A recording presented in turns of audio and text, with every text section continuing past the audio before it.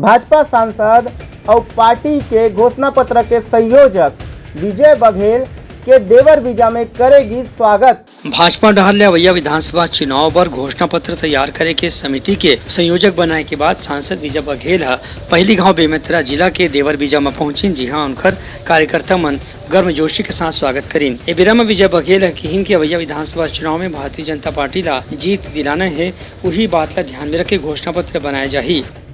हमारे घोषणा पत्र में बहुत अनुभवी लोग भी हैं, माननीय राम विचार नेताम जी, माननीय शिवरतन जी, माननीय अमर अग्रवाल जी, 5 और पूर्व सांसद हैं, पूर्व मंत्री हैं, विधायकगण हैं। तो हम सब मिलके